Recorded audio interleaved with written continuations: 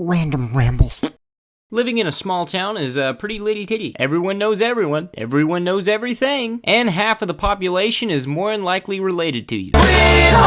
Some of the activities that you do in a small town when you get bored is going to your local park, having a late night cruise, beating the absolute piss out of a possum on the side of the road, and my personal favorite. Oh my god, on a side note, Walmart, please bring back 24-hour stores. Jesus. I cannot begin to fathom how many memories were spent at a random-ass Walmart at 3 a.m. Either it's trying to catch the stray cats that are in the parking lot or watching two crackheads fight over a half-eaten Snickers bar. Either way, Walmart, fucking do it, man. Taking a wrong turn in a small town can often mean life or death. If you break off the beaten path and go down some back roads, chances are you're gonna see some pretty fucked up shit. Like, there was no joke this one time I went up a back road made out of complete dirt, drove for like maybe 3 miles, and then saw a hillbilly orgy. So of course I did the good Samaritan thing and mind my fucking business. Of course I can think of like 10 million different places instead of the back of a rusted out Chevy pickup truck in the middle of fucking nowhere to have an orgy, but you know, to each their own. Of course, in all small towns you have all three varieties. You have houses that were built in the fucking early 1700s, brand spanking new shiny houses with 2-car garages, and trailer parks all on the same road. Honestly, if you ever find yourself bored, just drive to your local redneck neighborhood, pop up a chair, and just watch, because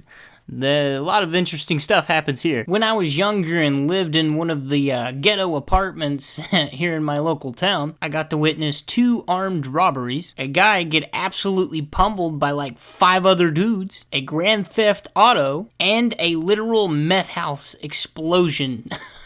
All in the same week. But, of course, it wasn't till the second meth lab explosion where my mom finally realized that this is probably not the best place to raise 2 children.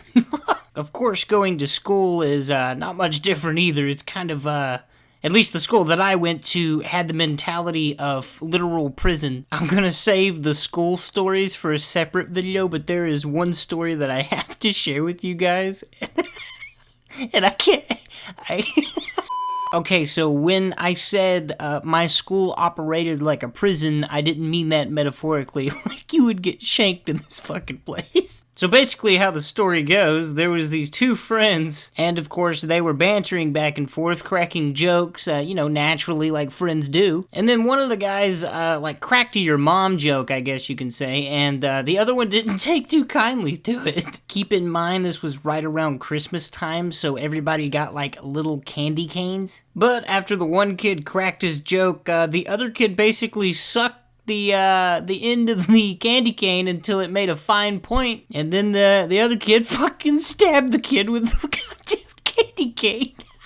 And the reason why I'm laughing is because imagine how mad you gotta be to sit there and suck on the end of a candy cane to make it a fine point and then fucking stab someone.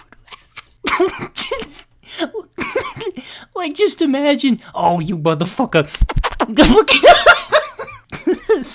So yeah, I mean, the kid that got stabbed was fine, and they were still friends afterwards. But I talked to the kid that did the shanking, and I asked, the first thing I was like, why the fuck did you do that? His response was, you know, I don't really know. I guess the demons told him to, or some shit. I don't fucking know.